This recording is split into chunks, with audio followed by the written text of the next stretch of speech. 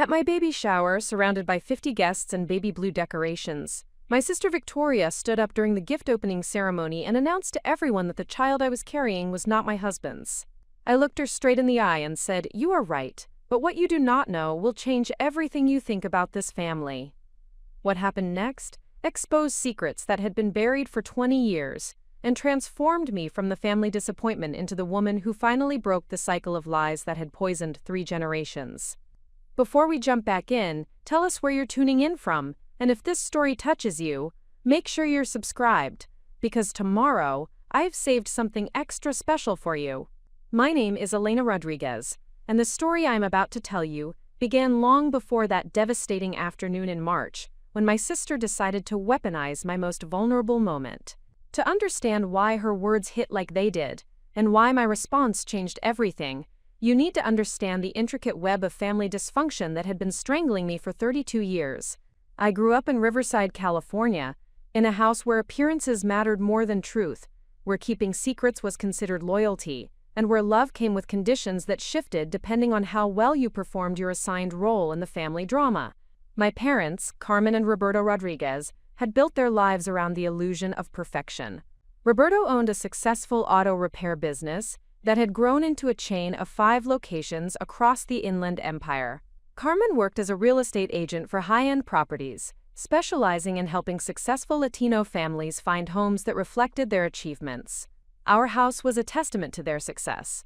A sprawling Mediterranean-style home in one of Riverside's most exclusive neighborhoods, with manicured gardens, imported tile work, and enough space for the elaborate parties my parents hosted to maintain their social standing.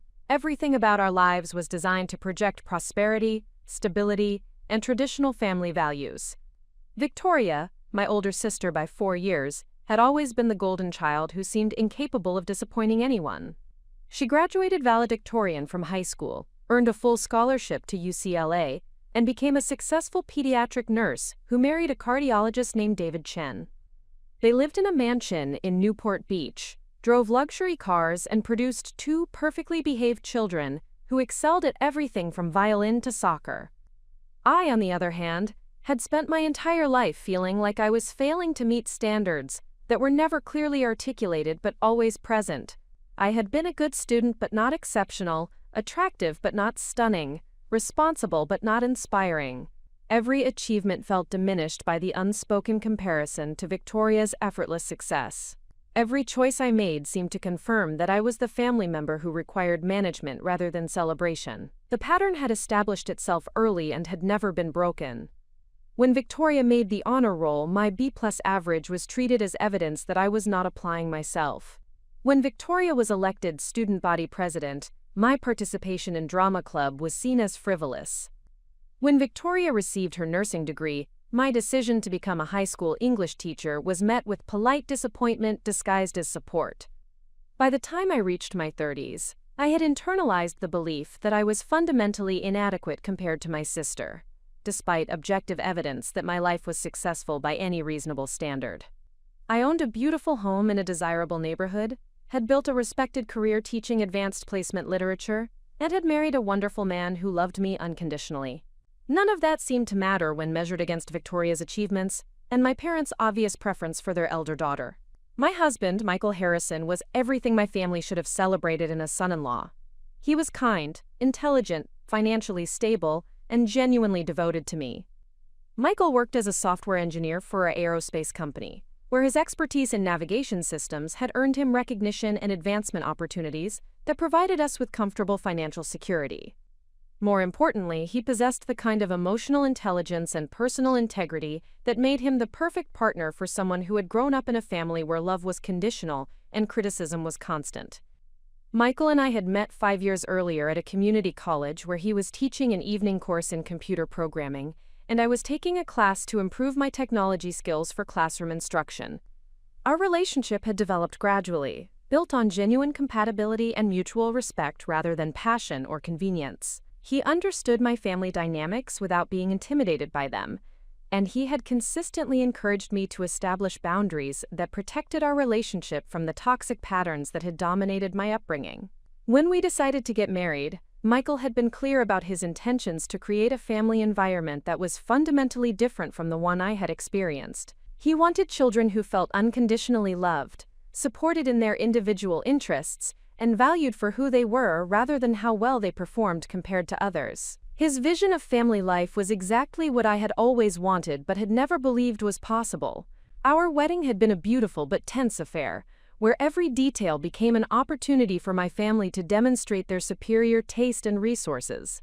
Victoria served as my maid of honor, and had managed to subtly upstage me by announcing her second pregnancy during the reception. My parents had insisted on hosting an elaborate celebration that reflected their social status rather than our preferences, and they had treated Michael's family with polite condescension that made me ashamed of my own relatives. Despite these challenges, Michael and I had built a strong marriage based on honest communication and shared values. We had bought a charming craftsman-style house in a neighborhood filled with young families, where we had spent 3 years creating the kind of warm, authentic home environment that neither of us had experienced as children. Michael had converted the back bedroom into a home office where he could work remotely when needed, and I had claimed the sunroom as a reading space where I graded papers and prepared lesson plans. Our decision to start a family had been carefully considered and eagerly anticipated. We had discussed parenting approaches extensively, agreeing that we wanted to raise children who felt secure enough to take risks, confident enough to pursue their genuine interests, and emotionally intelligent enough to form healthy relationships. We had read books, attended classes, and consulted with friends who seemed to be succeeding at the kind of parenting we hoped to provide. When I became pregnant after 8 months of trying, we were overjoyed but cautious about sharing the news with my family. Previous experience had taught us that any announcement would become an opportunity for comparisons, unsolicited advice, and subtle criticisms disguised as helpful suggestions. We decided to wait until the second trimester to tell anyone, hoping that our excitement would be strong enough to withstand whatever reactions we encountered. The pregnancy had been progressing beautifully. I had experienced minimal morning sickness, maintained my energy levels well enough to continue teaching, and had received consistently positive reports from my obstetrician. Michael had been incredibly supportive, taking over household responsibilities that had become difficult for me, and accompanying me to every medical appointment. We had converted our spare bedroom into a nursery, painted in soft yellows and greens, since we had decided to wait until birth to learn the baby's gender. The decision to have a baby shower had not been mine. Carmen had insisted that it was important to celebrate this milestone properly, and she had volunteered to host the event at her house. Despite my reservations about turning my pregnancy into a social performance, I had agreed, because refusing would have created family conflict that would have overshadowed the celebration. Michael had supported my decision while privately expressing concerns about allowing my family to control such an important event. The planning process had been exactly as difficult as I had anticipated. Carmen had treated the baby shower as an opportunity to demonstrate her event planning skills and social connections, rather than a celebration of my impending motherhood. She had invited people I barely knew, including clients from her real estate business and friends from her country club, who had never shown interest in my life. The guest list had grown from the intimate gathering of close friends that I had envisioned, to an elaborate production designed to impress people whose opinions had no relevance to my actual life. Victoria had involved herself in every aspect of the planning, offering suggestions that consistently elevated the formality and expense of the event. She had pushed for elaborate floral arrangements, expensive catering, and party favors that transformed a simple celebration into something that resembled a corporate function more than a family gathering. Her involvement had felt intrusive rather than supportive, but challenging her would have required energy that I preferred to reserve for more important battles. The morning of the baby shower, I had woken up with a sense of dread that I could not entirely explain.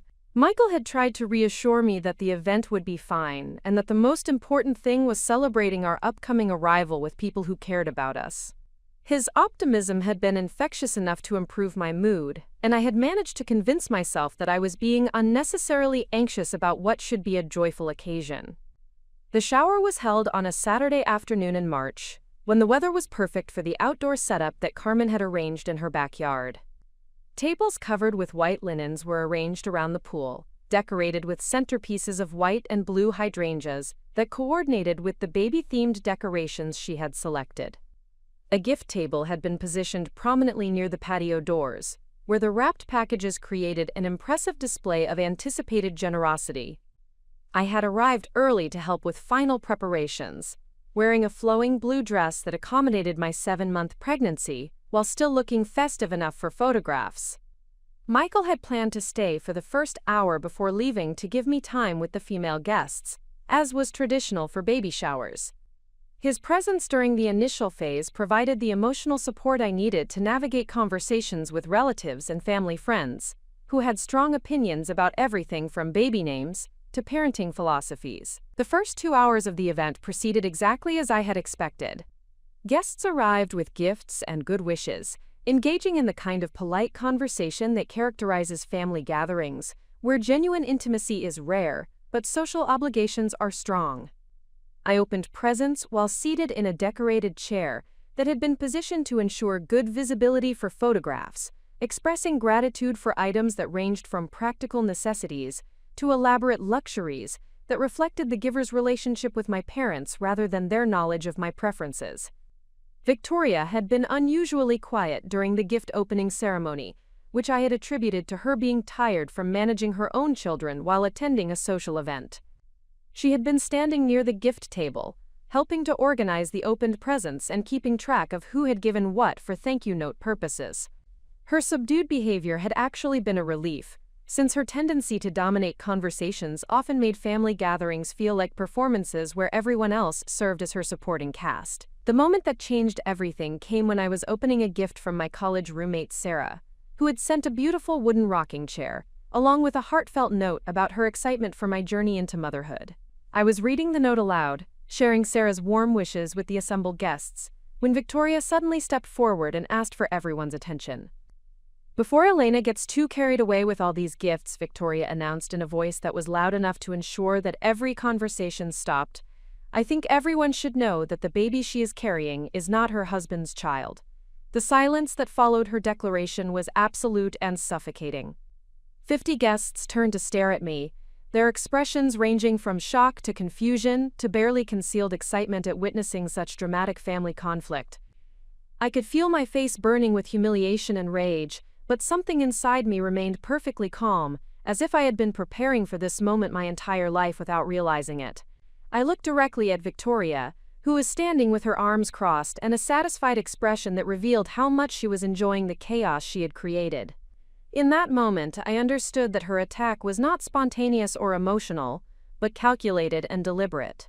She had chosen the most public and humiliating possible moment to destroy me, and she was expecting me to crumble under the weight of shame and social embarrassment. Instead, I stood up slowly, placed my hands on my pregnant belly, and spoke in a voice that was steady and clear enough for everyone to hear. "You are absolutely right, Victoria," I said, meeting her eyes without flinching. "This baby is not Michael's biological child. But what you do not know is that Michael and I have been trying to conceive for 3 years, and when we discovered that his childhood cancer treatment had left him sterile, we decided to use a sperm donor to fulfill our dream of becoming parents. Preparing and narrating this story took us a lot of time, so if you are enjoying it, subscribe to our channel, it means a lot to us." Now back to the story.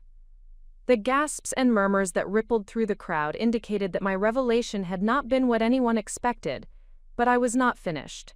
"What you also do not know," I continued, "is that the sperm donor we selected is Michael's own brother Daniel, who volunteered to help us have a child that would share Michael's genetic heritage. And what you definitely do not know is that I have been protecting a family secret for 20 years. But, after what you just did to me in front of all these people, I think it is time for everyone to learn the truth about why you are so desperate to destroy my happiness." The silence that followed was even more profound than before, but now it carried a different energy. Victoria's confident expression had been replaced by something that looked like panic, and I could see that she finally understood that her attack had backfired in ways she had never anticipated. What happened next would expose decades of lies, transform every relationship in my family, and teach me that sometimes the courage to tell the truth is the only thing that can set you free from the people who have been using your silence to control you. But that is a story that deserves its own telling, and the lessons I learned about family, loyalty, and the difference between keeping someone's secrets and enabling their destruction of others, would change not just my life, but the lives of everyone who had been trapped in the same web of lies that had nearly destroyed me. The baby shower ended in chaos, but my real life was just beginning.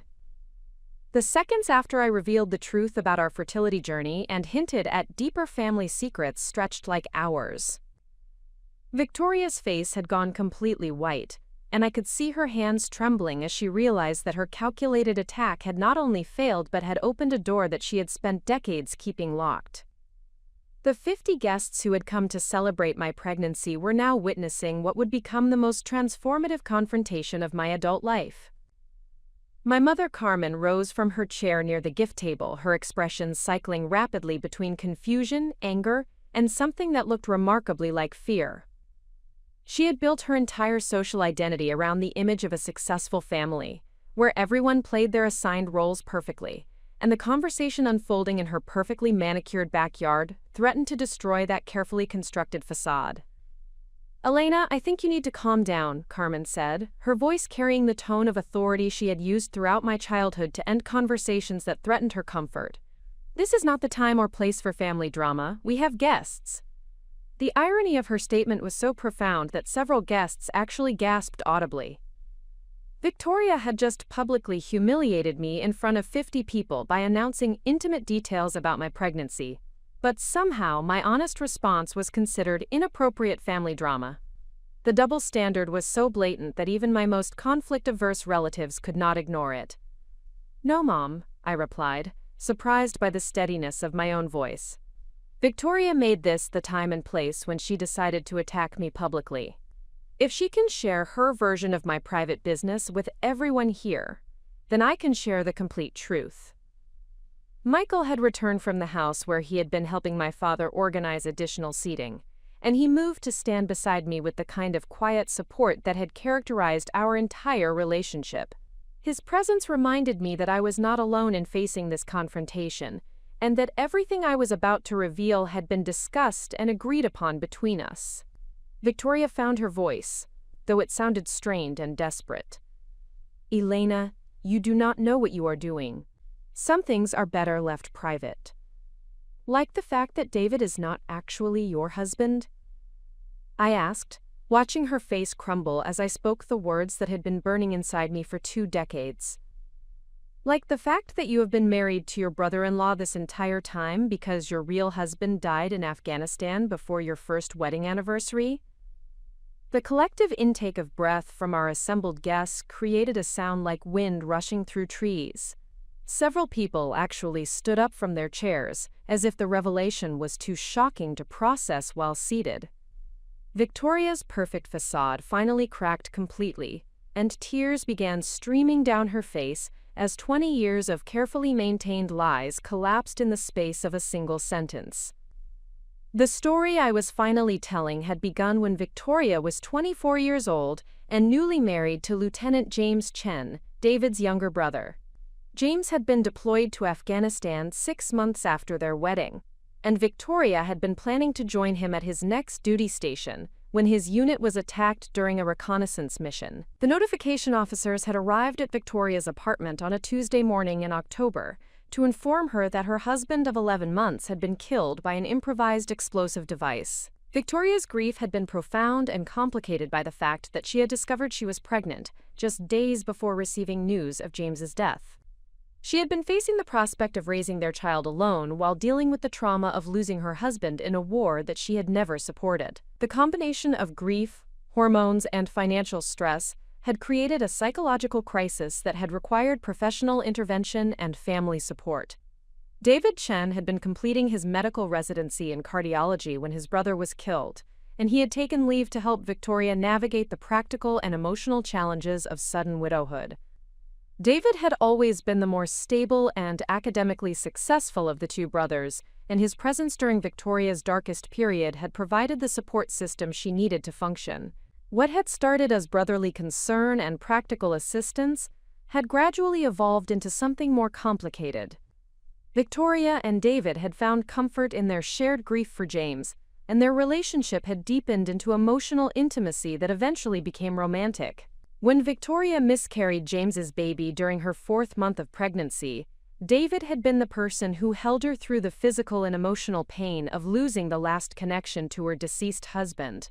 Their decision to marry had been controversial within the Chen family, where some relatives felt that David was betraying his brother's memory by pursuing a relationship with James's widow. Victoria's pregnancy loss had eliminated the most obvious reason for their union, but their emotional bond had grown strong enough to overcome family objections and social awkwardness. The complication had arisen from Victoria's inability to process her grief in a healthy way. Instead of acknowledging that she had fallen in love with David after losing James, she had constructed an elaborate psychological defense mechanism that involved pretending that David was actually James returned to her in a different form. Her trauma had created a dissociative response that allowed her to maintain her relationship with David while avoiding the reality that her first marriage had ended in tragedy. David had initially participated in this fiction because he believed it was helping Victoria heal from her trauma.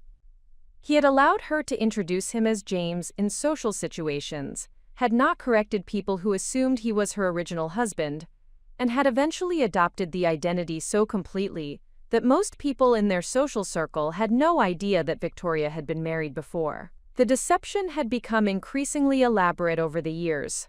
Victoria had removed all photographs of James from her home, had destroyed documents that referenced her first marriage, and had created a completely fictional narrative about her relationship history that positioned David as her college sweetheart and only husband. She had never sought professional help for her trauma, instead relying on denial and fantasy to avoid confronting the reality of her loss.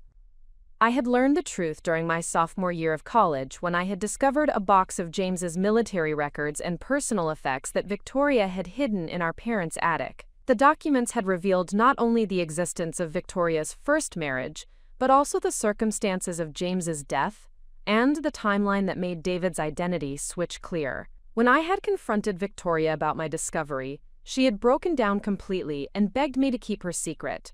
Her explanation had been heartbreaking and convincing.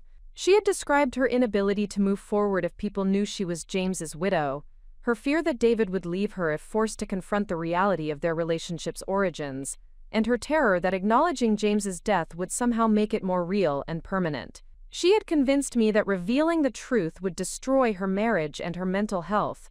For 20 years I had kept Victoria's secret at considerable personal cost. Every family gathering where people praised her perfect marriage had been an exercise in swallowing my discomfort with the deception. Every conversation where Victoria dispensed relationship advice based on her supposedly long and stable marriage had made me complicit in her fraud.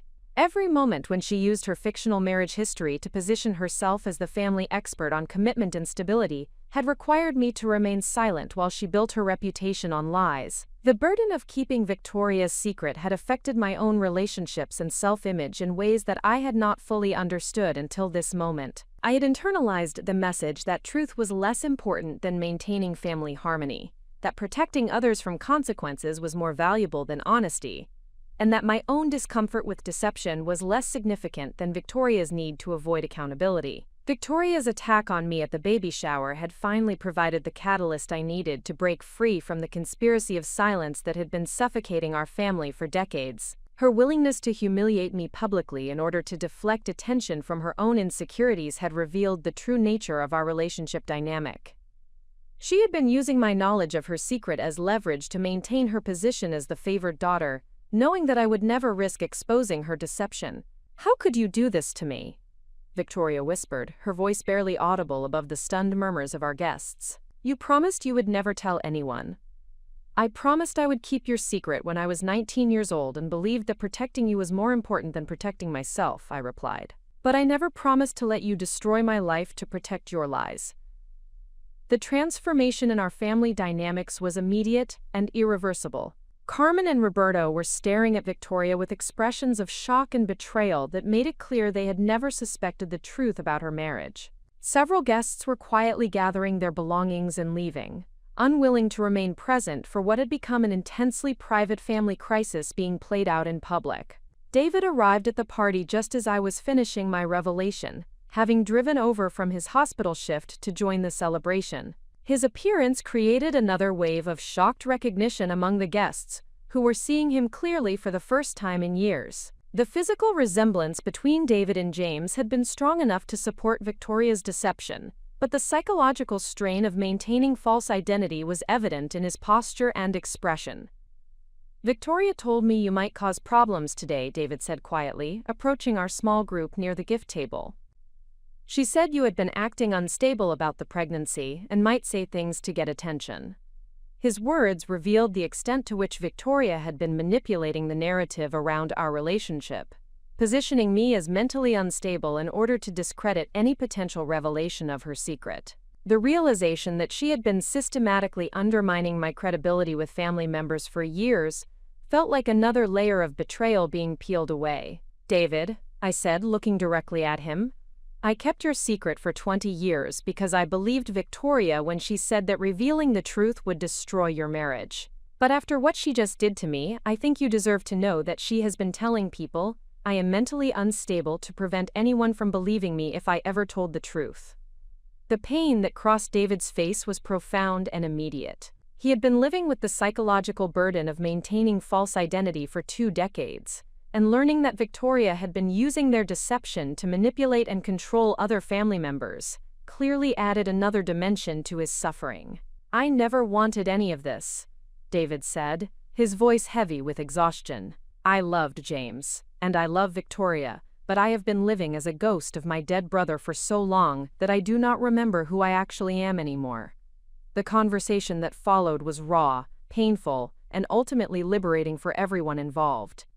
Victoria's carefully constructed world of denial and manipulation collapsed completely, as she was forced to confront not only the reality of her first marriage and widowhood, but also the damage that her deception had caused to every relationship in our family. Carmen and Roberto struggled to process the revelation that their supposedly perfect daughter had been living a lie for 20 years, and had manipulated family dynamics to maintain her deception. The discovery that Victoria had been undermining me to protect her secret forced them to reconsider every assumption they had made about our relative characters and achievements. The remaining guests witnessed a family finally confronting decades of dysfunction, denial, and manipulation. While the immediate aftermath was chaotic and emotionally overwhelming, the long-term effect was the beginning of honest relationships based on truth rather than performance. Michael's support throughout this confrontation was unwavering and transformative. He had known about Victoria's secret because I had told him during our engagement, but he had respected my decision to maintain the family's conspiracy of silence. Watching him stand beside me as I finally broke free from the toxic dynamic that had controlled my life for decades made me realize how much strength I had gained through our partnership. The baby shower ended with most guests departing in stunned silence, leaving our immediate family to begin the difficult process of rebuilding relationships based on honesty rather than deception. Victoria's attack on me had backfired completely, exposing her own vulnerabilities while revealing my capacity for courage and truth-telling that had been suppressed for far too long. As I sat in my parents' backyard, surrounded by abandoned party decorations and unwrapped gifts, I felt something I had never experienced in their presence before: complete authenticity. For the first time in my adult life, I was not hiding any part of myself or protecting anyone else's lies. The fear that had controlled me for decades had been replaced by clarity about who I was and what I would no longer tolerate. The real work of healing and rebuilding was just beginning, but the foundation had been laid for relationships based on truth rather than performance. The woman who had been diminished and controlled by family secrets was gone, replaced by someone who understood that courage was not the absence of fear but the decision that truth was more important than comfort. The baby I was carrying would be born into a family that had finally learned the difference between loyalty and complicity, between keeping secrets and enabling destruction. That child would grow up knowing that love does not require you to sacrifice your integrity to protect other people's lies.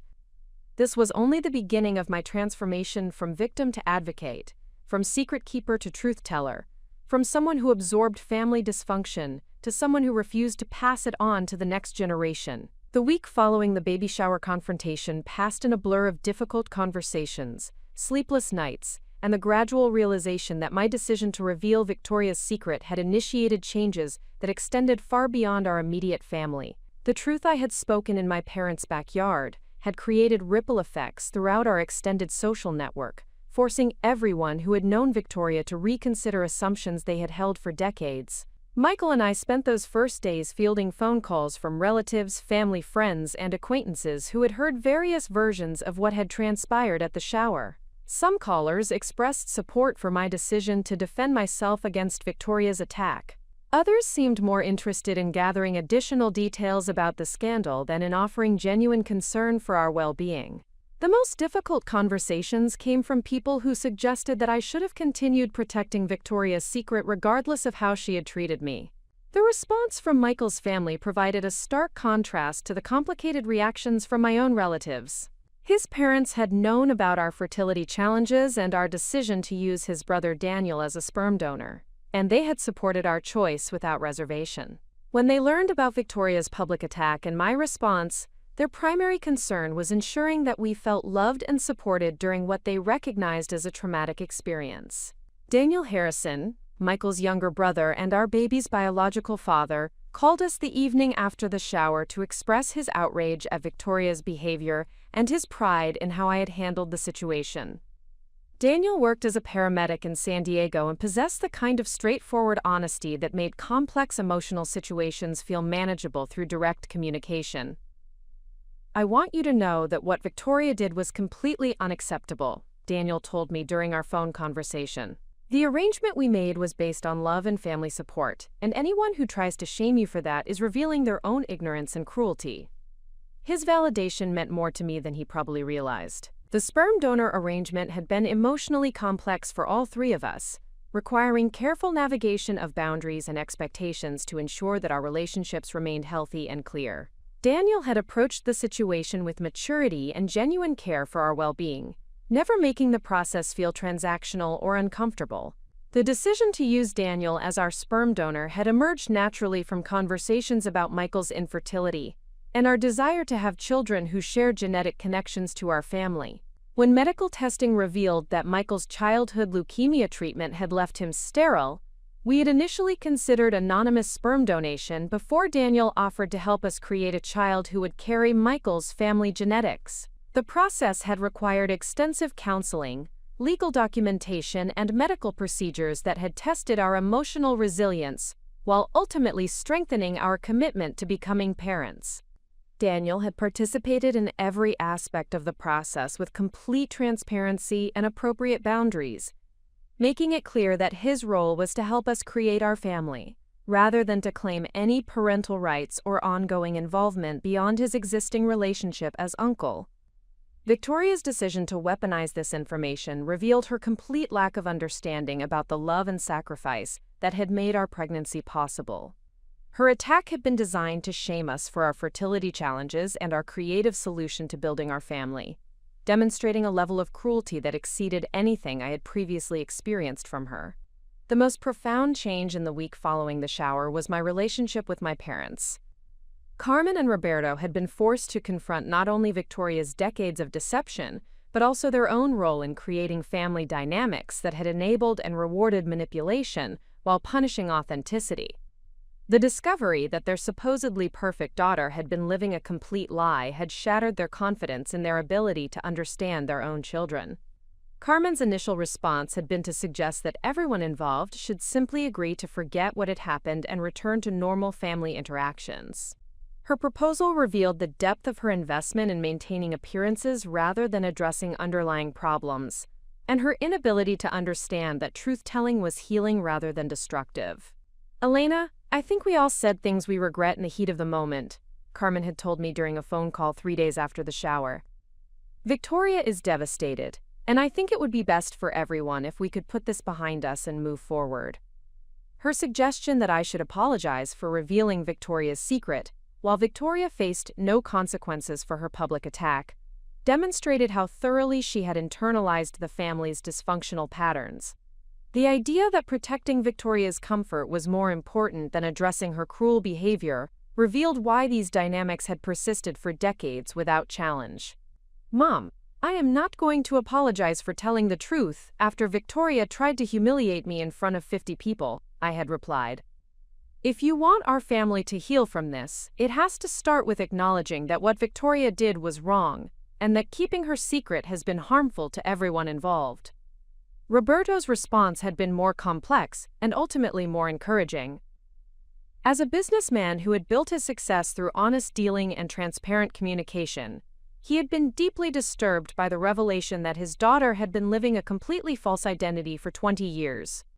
His questions about Victoria's deception had focused on understanding how it had happened and what it revealed about the family environment he had helped create.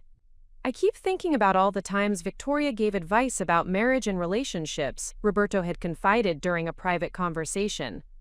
She has been presenting herself as an expert based on completely false information, and I wonder how many people she has misled with her guidance. His concern about the broader impact of Victoria's deception demonstrated the kind of moral clarity that had been missing from our family's approach to this situation. Roberto understood that lies create harm that extends beyond the immediate participants, and that accountability was necessary for genuine healing to occur. The most difficult aspect of this period was watching Victoria struggle with the collapse of her carefully constructed false identity. David had moved out of their Newport Beach home temporarily to stay with his parents while they both sought individual therapy to address the psychological impact of maintaining their deception for 2 decades. Victoria's children had been told that their father needed some time away to deal with work stress, but the older child had clearly sensed that more significant problems were disrupting their family stability.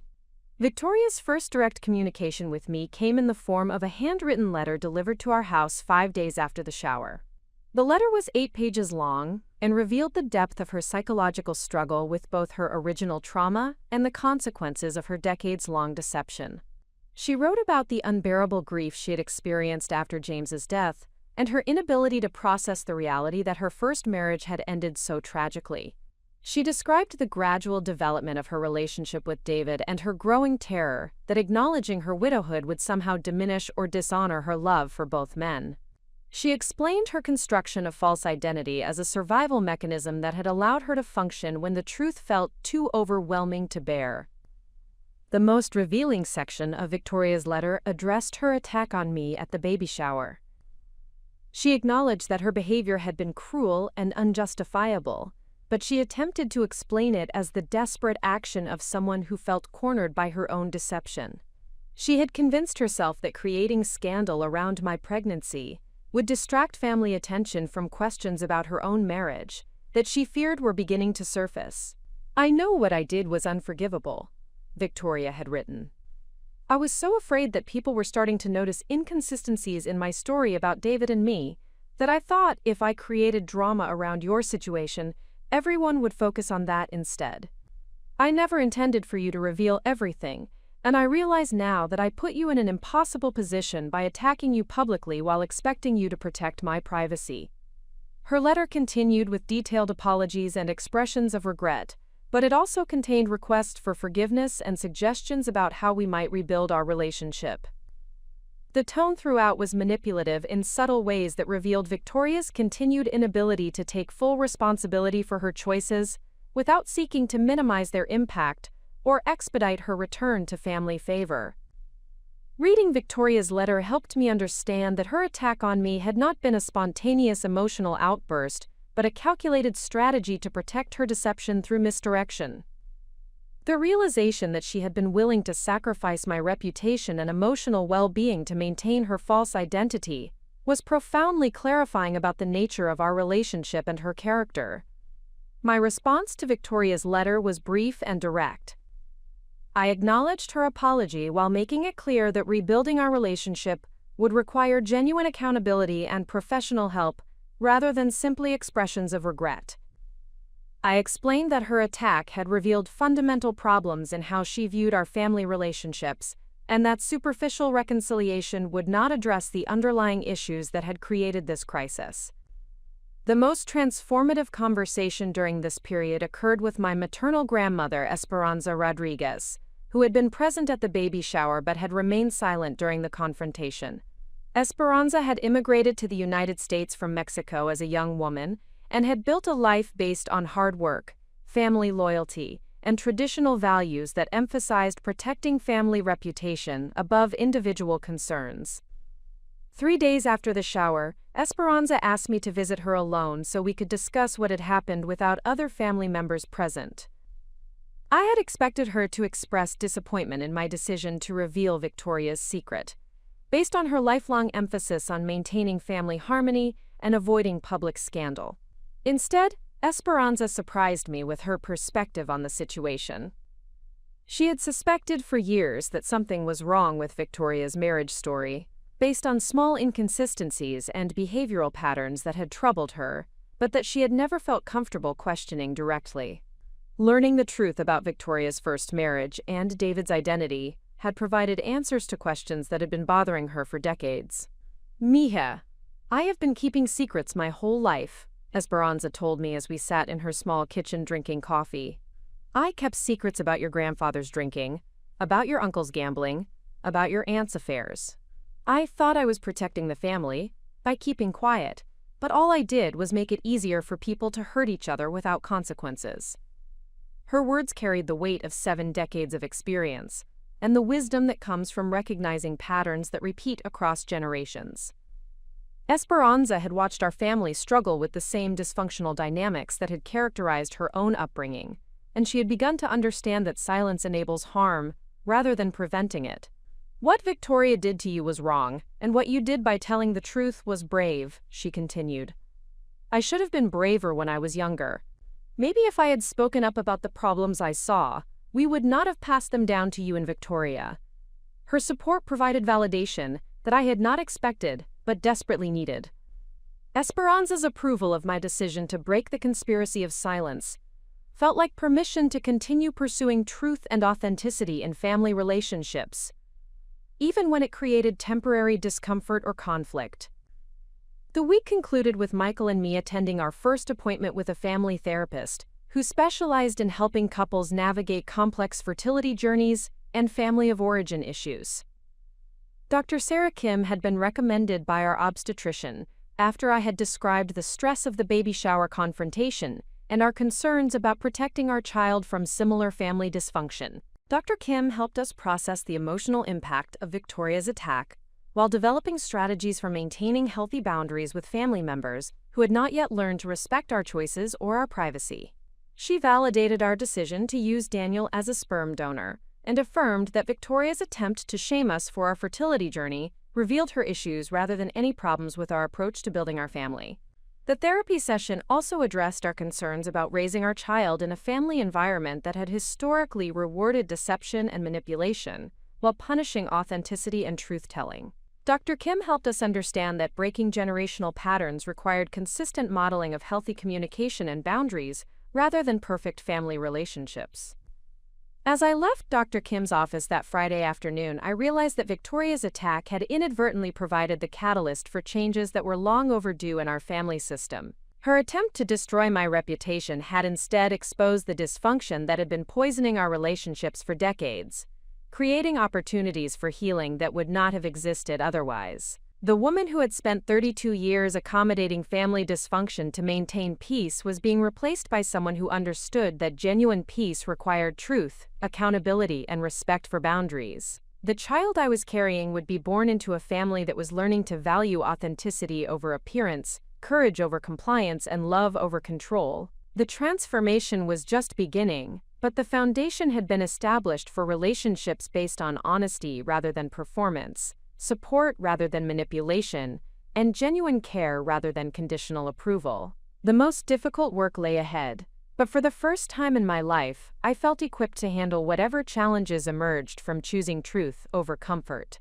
2 weeks after the baby shower confrontation, I received a phone call that would reveal just how extensive the damage from Victoria's deception had become. The caller was Dr. Jennifer Walsh, a marriage counselor in Newport Beach who had been working with Victoria and David since their separation, following the revelation of their true identities. Dr. Walsh explained that Victoria had given her permission to contact me because their therapy sessions had uncovered additional layers of dysfunction that extended beyond the identity deception.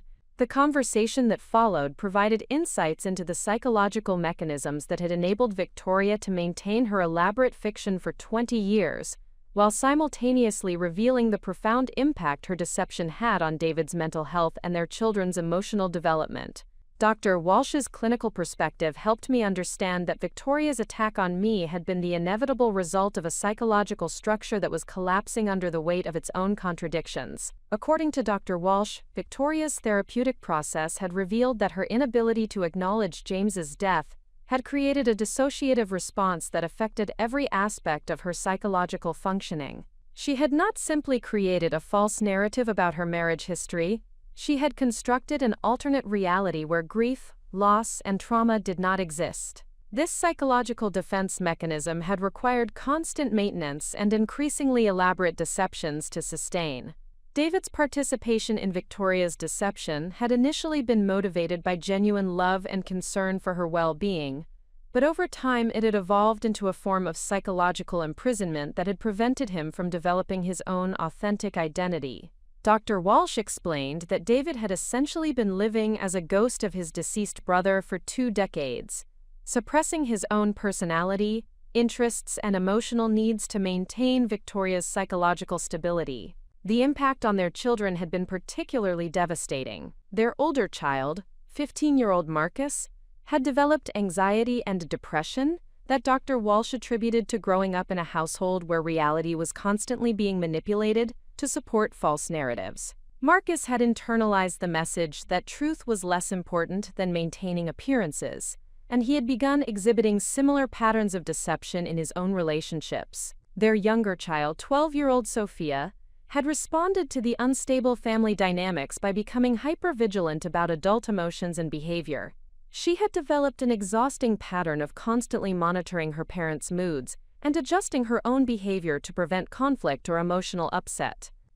Dr. Walsh describes Sophia's responses as typical of children who grow up in environments where they cannot trust that adults will handle problems appropriately. The therapeutic revelations helped me understand that Victoria's attack on me at the baby shower had not been an isolated incident of cruelty, but rather the inevitable consequence of a psychological system that was designed to protect her from accountability at any cost. Her willingness to destroy my reputation to preserve her deception revealed the extent to which her defense mechanisms had corrupted her ability to maintain genuine relationships. Dr. Walsh's insights also clarified why my decision to reveal Victoria's secret had been so psychologically devastating for her. The truth-telling had not simply exposed her lies. It had forced her to confront the grief and trauma that she had been avoiding for 20 years. The collapse of her false narrative had triggered the delayed grief response that she had been preventing through her elaborate deceptions.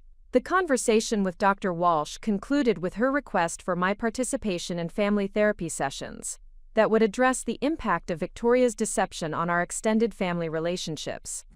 She explained that healing from this level of psychological dysfunction would require honest communication between all family members who had been affected by the deception, including those who had been unknowingly complicit in maintaining it.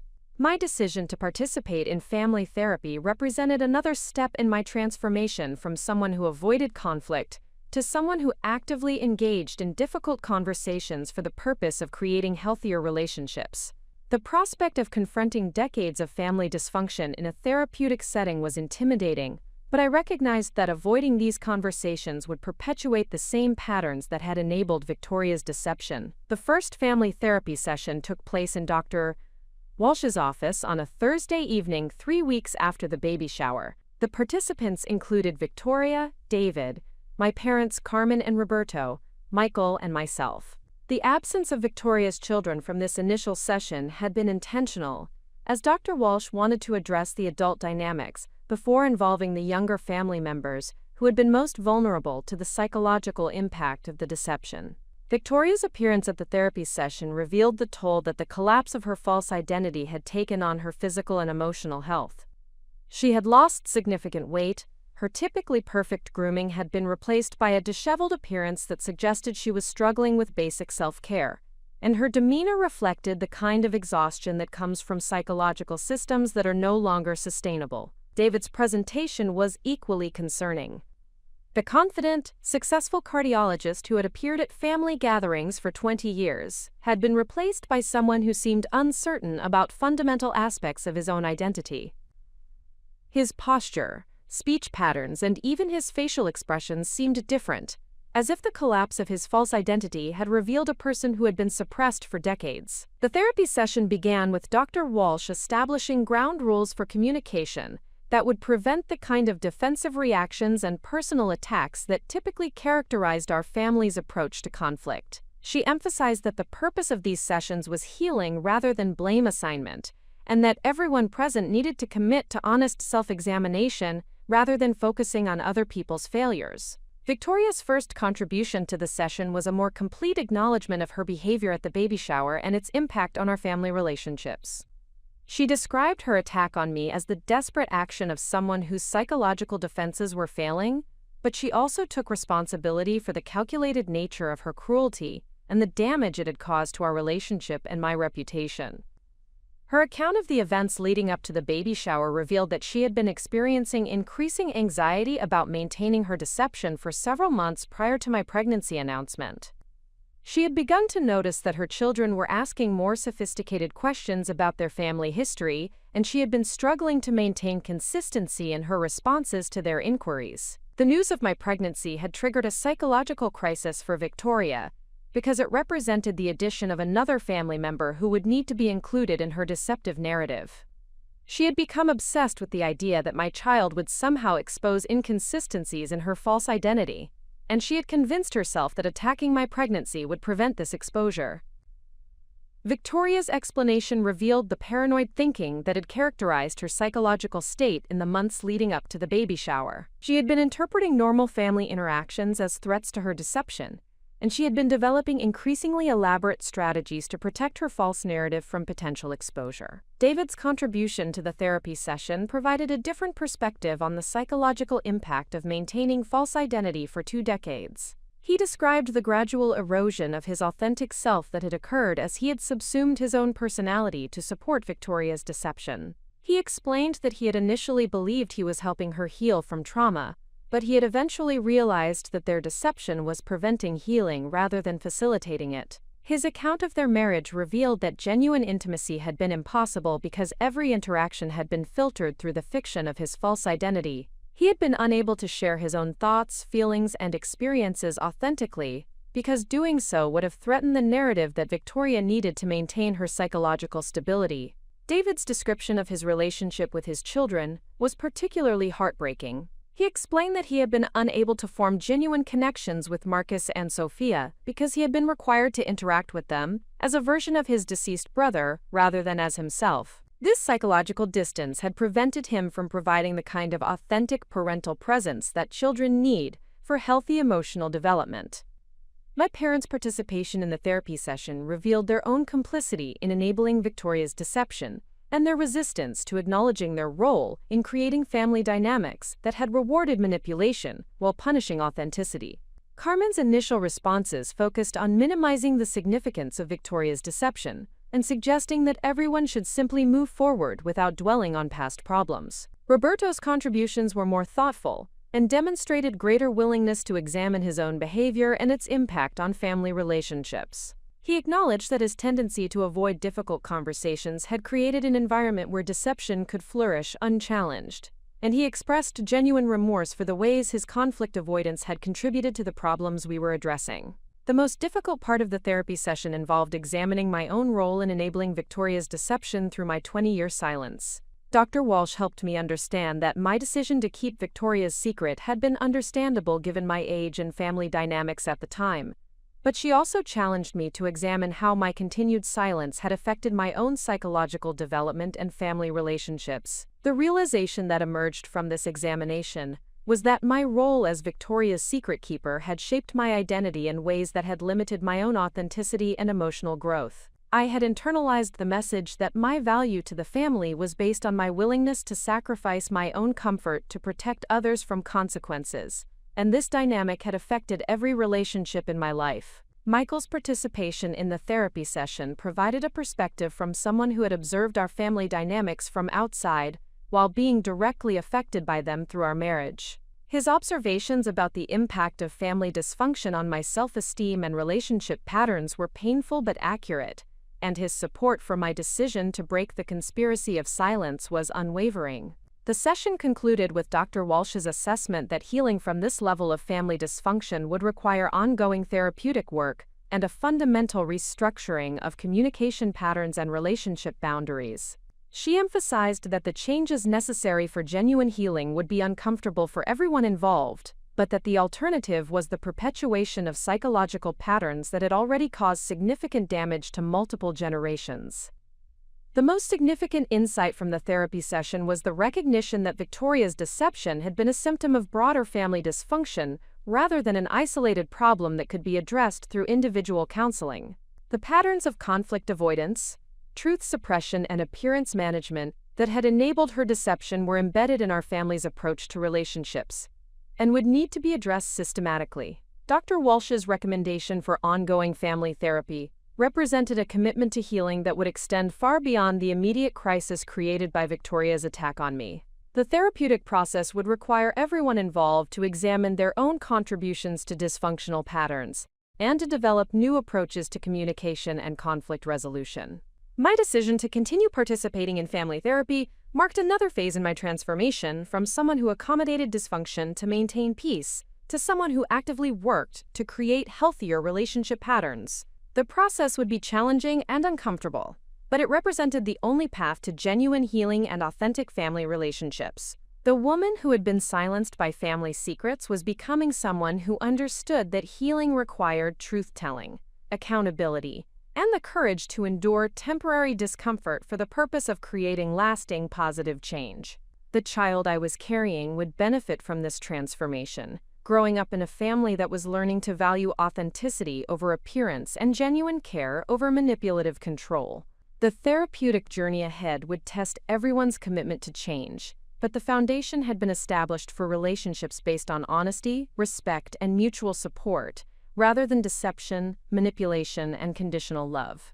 The most difficult work was yet to come, but for the first time in decades, our family had the tools and professional support necessary to break generational patterns of dysfunction and create healthier dynamics for future generations. 6 weeks after the baby shower confrontation, I found myself sitting in the principal's office at Roosevelt High School, where I had been teaching advanced placement literature for 7 years. The meeting had been requested by Dr. Margaret Chen, the school's principal, after she received a phone call from a parent questioning my fitness to teach their child based on, quote, family scandal they had heard about through social media. The irony of the situation was not lost on me.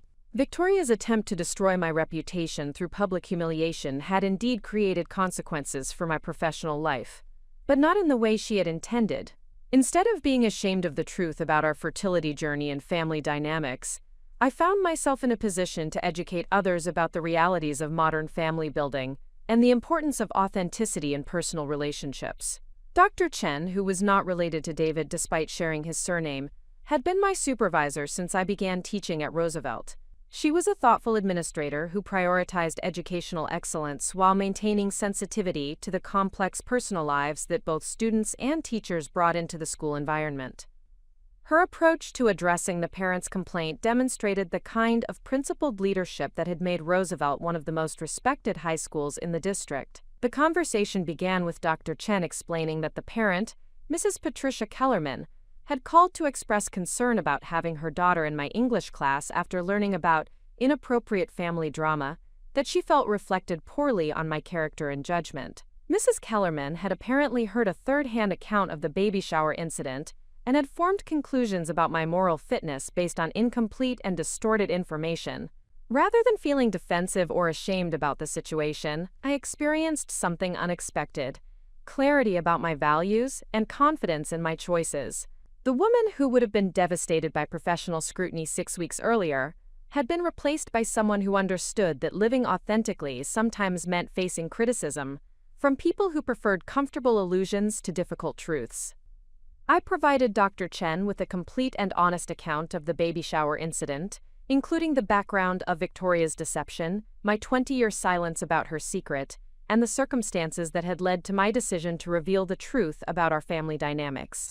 I explained our fertility challenges, our decision to use Michael's brother as a sperm donor, and the therapeutic work we were doing to address generational patterns of dysfunction in our family. Dr. Chen's response demonstrated the kind of wisdom and compassion that exemplified her leadership approach. She acknowledged that family situations could be complex, and that my professional performance had always been exemplary regardless of my personal circumstances. She expressed support for my decision to prioritize truth and authenticity over maintaining false appearances, and she confirmed that the parents' concerns would not affect my employment or professional standing. The most significant aspect of our conversation involved Dr. Chen's observation that my experience might provide valuable perspective for working with students who face similar challenges, with family dysfunction, identity issues, and the pressure to maintain false appearances. She suggested that my journey toward authenticity and healthy boundaries could serve as an example for teenagers who were struggling with their own family dynamics and personal identity development. This conversation marked a pivotal moment in my understanding of how personal transformation could create opportunities for professional growth and expanded impact. The experience that Victoria had intended to be professionally damaging had instead revealed strengths and insights that enhanced my effectiveness as an educator and mentor to young people facing their own challenges, with family expectations and authentic self-expression. The weeks that followed brought additional opportunities to test my newfound commitment to authenticity and truth-telling. Several colleagues approached me privately to share their own experiences with family secrets, fertility challenges, and the pressure to maintain perfect appearances in professional settings. These conversations revealed that my willingness to be vulnerable about difficult personal experiences had created permission for others to acknowledge their own struggles and seek support. Maria Santos, a fellow English teacher who had been struggling with her own infertility journey, confided that my openness about using a sperm donor had helped her consider options she had previously dismissed due to social stigma. She had been suffering in silence while undergoing multiple failed fertility treatments, believing that admitting defeat in conceiving naturally would reflect poorly on her worth as a woman and potential mother. James Patterson, a history teacher whose family had been torn apart by his father's gambling addiction and subsequent financial fraud, shared that my decision to break family silence about dysfunction had inspired him to seek therapy for his own trauma-related anxiety and depression. He had been maintaining a facade of normalcy while struggling with trust issues and emotional regulation that were affecting his relationships and teaching effectiveness. These conversations illuminated the broader impact of choosing authenticity over appearance management. My decision to respond honestly to Victoria's attack had created ripple effects that extended far beyond our immediate family, providing encouragement and validation for others who were struggling with similar challenges but had felt isolated in their experiences. The most transformative conversation occurred with Dr. Sarah Kim, our family therapist, during a joint session with Michael as we prepared for the arrival of our baby. Dr. Kim helped us process the emotional impact of the past 2 months, while developing strategies for protecting our child from the dysfunctional patterns that had characterized my family of origin. Dr. Kim's insights about intergenerational trauma and family systems provided a framework for understanding how patterns of deception, manipulation, and emotional abuse could be transmitted across generations, unless they were consciously interrupted through therapeutic work and deliberate changes in communication and relationship patterns. She explained that children who grow up in families where secrets are kept, truth is suppressed, and authentic emotions are discouraged, often develop psychological defense mechanisms that protect them from immediate harm, but limit their capacity for healthy relationships in adulthood. The patterns I had experienced in my family of origin were not unique, but rather represented common responses to trauma and dysfunction that could be found in many family systems. The therapeutic work involved examining my own internalized beliefs about relationships, conflict, and self-worth that had been shaped by decades of exposure to manipulative and controlling family dynamics. Dr. Kim helped me recognize that my tendency to accommodate others' needs at the expense of my own authenticity had been a survival mechanism that was no longer necessary or beneficial. The process of unlearning these patterns required consistent practice in setting boundaries, expressing authentic emotions, and prioritizing my own well-being in relationships. Dr. Kim provided specific tools and strategies for recognizing when I was falling into old patterns of conflict avoidance and people-pleasing, and she helped me develop alternative responses that honored both my own needs and my commitment to healthy relationships. Michael's participation in this therapeutic work was invaluable. His perspective as someone who had grown up in a healthier family environment provided contrast and validation for the changes I was working to implement.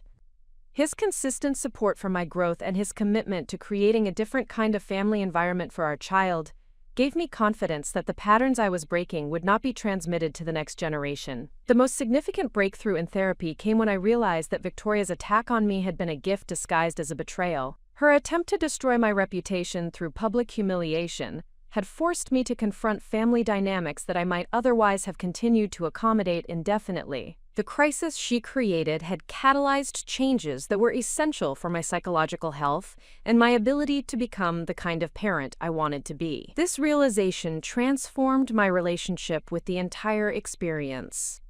Instead of feeling victimized by Victoria's cruelty, I began to feel grateful for the clarity it had provided about our family dynamics and my own capacity for courage and authenticity. The woman who had been silenced by family secrets for 3 decades had discovered her voice and her power to create positive change. The impact of this transformation extended beyond my personal relationships to my professional effectiveness and community involvement.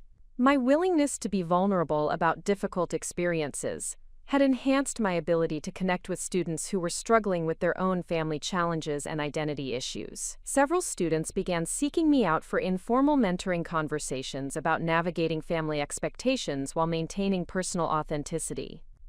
One particularly meaningful conversation occurred with Isabella Martinez, a 17-year-old student whose family was pressuring her to abandon her college plans in favor of an arranged marriage to a family friend's son. Isabella had been struggling with depression and anxiety as she tried to balance respect for her cultural traditions with her own aspirations for education and independence. My story about breaking free from family expectations and creating authentic relationships had provided Isabella with a framework for understanding her own situation and considering alternatives that honored both her heritage and her individual goals. She began working with the school counselor to explore scholarship opportunities and develop strategies for communicating with her family about her educational aspirations. These interactions with students reinforced my understanding that personal transformation could create opportunities for broader positive impact. The courage to live authentically and set healthy boundaries had not only improved my own life, but had also provided inspiration and practical guidance for others who were facing similar challenges. The professional recognition that followed was unexpected but meaningful. Dr. Chen nominated me for the district's Excellence in Teaching Award, citing my ability to create authentic connections with students and my commitment to modeling healthy relationship patterns in the classroom environment. The nomination letter specifically mentioned my courage in addressing personal challenges while maintaining professional effectiveness and my positive influence on both colleagues and students. The award ceremony took place on a warm evening in May, just 2 weeks before my due date. Michael accompanied me to the event, which was held in the district's administration building and attended by school board members, administrators, teachers, and community leaders. The recognition felt surreal given that just 4 months earlier, I had believed that Victoria's attack might destroy my professional reputation. During my acceptance speech, I spoke about the importance of authenticity in education and the ways that personal growth could enhance professional effectiveness. I shared my belief that students needed to see adults who were willing to be vulnerable about their own challenges and growth processes, as this modeling provided permission for young people to acknowledge their own struggles and seek appropriate support. The response to my speech was overwhelmingly positive, with several attendees approaching me afterward to share their own experiences with family challenges and personal transformation.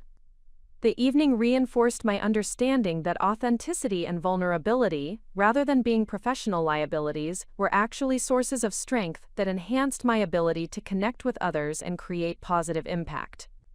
As Michael and I drove home from the awards ceremony, I reflected on the remarkable journey that had begun with Victoria's attack at my baby shower 4 months earlier. The woman who had been silenced by family secrets and diminished by dysfunctional relationships had been transformed into someone who understood that courage was not the absence of fear, but the decision that truth and authenticity were more important than comfort and approval. The baby I was carrying would be born into a family that had learned to value honesty over appearance, growth over stagnation, and authentic love over conditional approval. The generational patterns of dysfunction that had characterized my family of origin were being broken through conscious choice, therapeutic work, and the commitment to creating healthier relationship dynamics. The transformation was not complete, and the work of maintaining healthy boundaries and authentic relationships would continue throughout my life. However, the foundation had been established for a different way of being in relationship with others, one that prioritized mutual respect, honest communication, and genuine care over manipulation, control, and false appearances. The courage to build something new from the ashes of family dysfunction had created possibilities that I could never have imagined, while trapped in patterns of silence and accommodation. The journey ahead would bring its own challenges, but I now possessed the tools, support, and inner strength necessary to navigate whatever difficulties arose while maintaining my commitment to authenticity and truth. The morning I went into labor, exactly 3 weeks after receiving the Excellence in Teaching Award, began with an unexpected phone call from Victoria. It was 4:47 a.m. when my phone rang, jolting both Michael and me from sleep during what had been a restless night of early contractions and anticipation. Michael reached for the phone first, his protective instincts heightened by months of managing family stress while preparing for our child's arrival. Victoria's voice was shaky and urgent as she explained that she was calling from Cedars-Sinai Medical Center in Los Angeles, where David had been admitted to the psychiatric ward following a severe panic attack that had escalated into what appeared to be a complete psychological breakdown. The collapse of his false identity had finally overwhelmed his ability to function, and the hospital staff had determined that he required immediate intensive treatment for what they diagnosed as complex post-traumatic stress disorder and dissociative identity complications. The timing of this crisis felt both surreal and somehow inevitable. As I prepared to bring new life into the world, the man who had been living as a ghost of his deceased brother for 20 years was finally confronting the psychological imprisonment that had defined his existence. Victoria's call represented the culmination of months of therapeutic work that had systematically dismantled the elaborate deceptions that had sustained their marriage, while revealing the profound psychological damage that had resulted from their sustained denial of reality. Victoria's voice carried a desperation and vulnerability that I had never heard before, as she explained that David's psychiatrist had recommended that she contact family members who might be able to provide emotional support during his treatment process. The irony was profound. The woman who had attempted to destroy my reputation 4 months earlier was now reaching out to me for help during her own moment of crisis. My first instinct was to respond with the same level of compassion and support that I would offer to any family member facing a medical emergency, despite the complicated history between Victoria and me. However, the onset of more intense contractions reminded me that I was beginning my own significant medical experience and needed to prioritize my immediate health and the safe delivery of my child. Michael took the phone and spoke with Victoria directly, explaining our situation and offering to contact other family members who could provide immediate support while we focused on the birth process. His calm and practical response demonstrated the emotional stability and clear thinking that had made him such an effective partner throughout the challenges of recent months. The conversation concluded with Victoria expressing gratitude for our willingness to help coordinate family support for David's treatment, followed by her unexpected words of encouragement about our impending parenthood. Despite everything that had transpired between us, she managed to offer genuine wishes for a safe delivery and healthy baby, suggesting that her own crisis had provided perspective about what truly mattered in family relationships. The drive to Riverside Community Hospital took place during the early morning hours, when the streets were quiet and the sky was beginning to show the first hints of dawn. Michael maintained steady conversation during the journey, helping me focus on breathing techniques while managing the practical details of hospital admission and communication with our medical team. Dr. Patricia Ningen, the obstetrician who had guided us through the pregnancy, greeted us in the labor and delivery unit with the calm professionalism that had characterized her care throughout the previous 9 months. She had been informed about the family stress we had experienced during the pregnancy, and she approached our delivery with sensitivity to both the medical and emotional aspects of our experience. The early stages of labor provided time for reflection on the remarkable transformation that had occurred since the baby shower confrontation. The woman who had entered pregnancy feeling diminished by family dysfunction and silenced by inherited secrets, was preparing to become a mother with a clear sense of her own values, healthy boundaries with toxic family members, and professional support systems that would help her navigate the challenges of parenthood. Daniel Harrison arrived at the hospital during the afternoon, having driven from San Diego to provide emotional support during the delivery of the child he had helped us create through his generous donation. His presence represented the healthy family dynamics that Michael and I were committed to modeling for our child, where relationships were based on genuine care and mutual respect rather than manipulation and obligation. The conversation with Daniel during the quiet moments between contractions provided perspective on the genetic legacy our child would inherit and the family environment we were creating for his upbringing. Daniel expressed pride in his contribution to our family building process and commitment to maintaining appropriate boundaries as our child's uncle while honoring the special nature of his genetic connection. Michael's parents, Robert and Linda Harrison, arrived from Phoenix during the early evening hours, having traveled to be present for the birth of their first grandchild. Their excitement and unconditional support provided a stark contrast to the complicated dynamics that had characterized my own family's response to the pregnancy, reinforcing my understanding of what healthy family relationships could look like when based on genuine love rather than conditional approval. The most meaningful moment of the labor process occurred when my grandmother Esperanza arrived, having been driven from her home by my cousin Maria after receiving word that I was in active labor. At 83 years old, Esperanza moved slowly, but with the determination of someone who understood the significance of being present for important family milestones. Her presence in the delivery room carried particular meaning, given her role in validating my decision to break the conspiracy of silence that had characterized our family dynamics for decades. As she held my hand during the most intense contractions, she spoke quietly in Spanish about the importance of bringing children into the world with truth and love, rather than secrets and shame. The birth of Gabriel Daniel Rodriguez Harrison at 11:42 p.m. represented the culmination of a journey that had begun with heartbreak over our fertility challenges, and had evolved through betrayal, therapeutic healing, and ultimately transformation into a family unit that prioritized authenticity and emotional health above social appearances and traditional expectations. Holding my son for the first time while surrounded by people who had supported us through the most difficult period of our lives, I experienced a profound sense of completion and new beginning simultaneously. The child who had been conceived through careful planning and generous donation had been born into a family that had learned to value truth over comfort, growth over stagnation, and genuine connection over superficial harmony. Gabriel's first hours of life were marked by the quiet joy and wonder that accompanies the arrival of a deeply wanted child. Michael's response to becoming a father was both tender and powerful, as he held his son with the confidence of someone who had prepared thoroughly for this responsibility, while understanding that genetic connection was less important than committed love and consistent presence. Daniel's first interaction with Gabriel was handled with the grace and appropriate boundaries that had characterized his participation throughout our family-building process. He expressed gratitude for the opportunity to help create our child while making clear his commitment to maintaining his role as uncle, rather than claiming any parental authority or ongoing involvement beyond normal extended family relationships. The hospital stay provided time for quiet bonding and reflection on the transformation that had occurred over the previous 5 months. The woman who had been publicly humiliated at her baby shower had given birth as someone who understood her own worth and had the support systems necessary to protect her child from the dysfunction that had characterized her own upbringing. The stream of visitors during our hospital stay provided evidence of the community that had formed around our family during the period of crisis and healing. Colleagues from school, friends from our neighborhood, members of Michael's family, and even some of my relatives who had initially been critical of my decision to reveal Victoria's secret came to meet Gabriel and offer their support for our new family. Dr. Sarah Kim, our family therapist, visited on the second day to check on our transition to parenthood and provide guidance about maintaining healthy boundaries as we introduced Gabriel to the various family members who would be part of his life.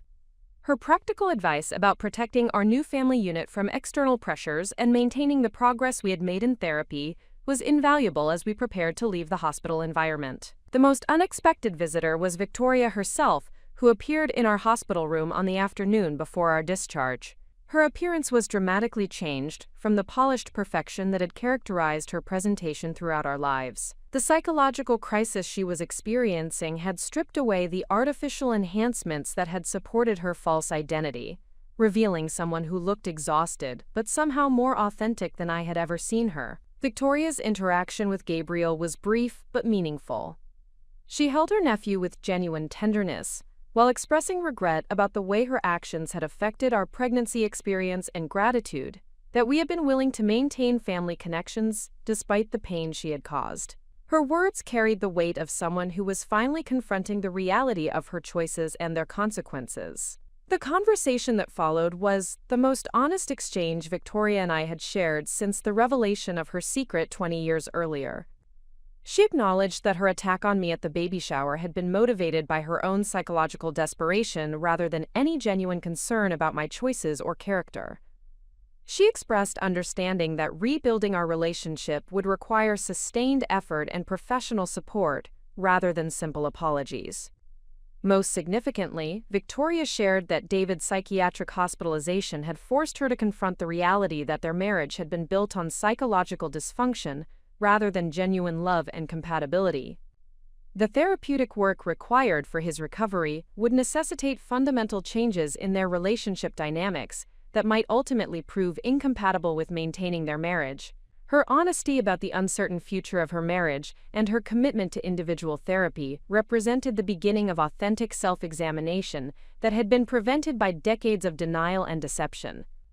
While the outcome of her therapeutic process remained uncertain, her willingness to acknowledge reality rather than maintaining elaborate fictions suggested that genuine healing might be possible. The discharge from the hospital marked the beginning of our life as a family of 3, with Gabriel entering a home environment that had been carefully prepared to support his emotional and physical development. The nursery that Michael and I had created was designed to be a peaceful sanctuary where our son could feel safe and loved while developing his own unique personality without pressure to conform to predetermined expectations or family roles. The first weeks of parenthood were characterized by the typical challenges of sleep deprivation and adjustment to caring for a newborn, but they were also marked by the profound joy of watching Gabriel develop his own distinct characteristics and preferences. His presence in our home created a sense of purpose and completion that validated every difficult decision we had made during the previous months. The support system that surrounded our new family provided practical assistance and emotional encouragement that made the transition to parenthood manageable, despite the ongoing family complications. Friends and colleagues organized meal deliveries. Michael's parents extended their visit to provide hands-on help with household responsibilities, and Daniel made regular visits to support his role as devoted uncle. The most meaningful aspect of Gabriel's first month was witnessing the way his presence began to heal relationships that had been damaged by months of family crisis. His innocence and vulnerability reminded everyone involved that family connections could be rebuilt around love and shared commitment to his well-being rather than historical grievances and dysfunctional patterns. The transformation that had begun with Victoria's attack at my baby shower had culminated in the birth of a child who would grow up in an environment where authenticity was valued over appearances, where professional support was sought when needed, and where love was expressed through consistent presence and honest communication rather than manipulation and control. Gabriel Daniel Rodriguez Harrison had been born not only to parents who wanted him desperately, but into a family system that had been consciously restructured to support healthy development and authentic relationships. The generational patterns of dysfunction that had characterized both sides of our family were being interrupted through deliberate choice and sustained effort to create something better for the next generation. 3 months after Gabriel's birth, I found myself preparing for the most significant professional presentation of my career. The California Association of Secondary School Educators had invited me to deliver a keynote address at their annual conference, specifically requesting that I speak about creating authentic connections with students while navigating personal challenges. The invitation represented recognition that my journey through family crisis had enhanced rather than compromised my effectiveness as an educator. The presentation preparation required me to articulate the specific strategies and insights that had emerged from my transformation over the previous 8 months. The process of organizing my thoughts for public presentation helped me recognize how profoundly my understanding of relationships, authenticity, and professional effectiveness had evolved since Victoria's attack at the baby shower. The conference venue was the Anaheim Convention Center, where over 800 educators from across California would gather to share best practices and professional development insights. The scale of the audience represented an opportunity to influence educational approaches at institutions throughout the state, potentially affecting thousands of students who would benefit from teachers who understood the connection between personal authenticity and professional effectiveness. Michael accompanied me to the conference, bringing 3-month-old Gabriel so that I could maintain breastfeeding while fulfilling this professional commitment. Their presence provided emotional support while demonstrating the healthy family dynamics that had emerged from our commitment to authenticity and mutual respect. Gabriel's calm demeanor and easy adaptability reflected the secure attachment that had developed through consistent, responsive parenting. The title of my presentation was Teaching from Truth: How Personal Authenticity Enhances Educational Impact.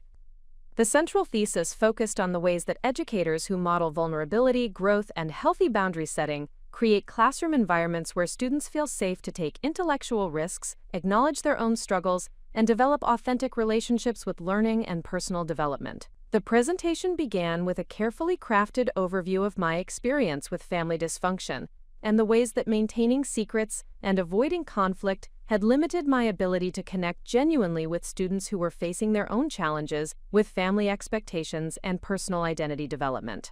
I explained how the crisis precipitated by Victoria's attack had forced me to confront patterns of accommodation and people-pleasing that had prevented me from modeling the kind of authentic strength that students needed to see from trusted adults. The audience response during the opening section was attentive and engaged, with many educators nodding in recognition of their own experiences with balancing personal challenges and professional responsibilities. The universality of these struggles created immediate connection and credibility for the more specific strategies I would present later in the session. The core content of the presentation focused on specific techniques for creating authentic connections with students while maintaining appropriate professional boundaries. I described methods for sharing personal growth experiences in ways that provided inspiration and guidance without overwhelming students with inappropriate personal details. The key principle involved focusing on universal themes and lessons rather than specific family drama or private circumstances. One particular strategy that resonated strongly with the audience involved what I termed transparent resilience modeling. This approach required educators to acknowledge when they were facing challenges while demonstrating healthy coping strategies and problem-solving approaches. Students benefited from seeing adults who could admit difficulties without becoming overwhelmed or losing their capacity to provide stable support and guidance. The presentation included specific examples from my classroom experience during the months following the baby shower incident. I described how my increased authenticity had enabled deeper conversations with students about topics such as family expectations, identity development, and the courage required to make choices that aligned with personal values rather than external pressures.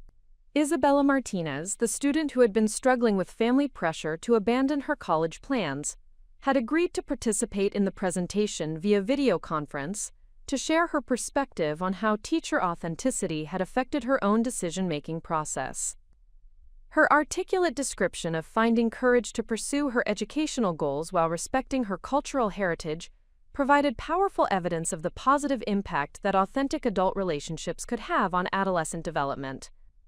The questions and discussion that followed the formal presentation revealed the hunger that many educators felt for permission to be more authentic in their professional relationships while maintaining appropriate boundaries. Several participants shared their own experiences with family challenges and the ways that maintaining false appearances had limited their effectiveness in connecting with students who needed genuine adult support. Dr. Linda Chen, a high school counselor from San Francisco, shared her experience with helping students navigate family dysfunction while struggling with her own parents' mental health challenges.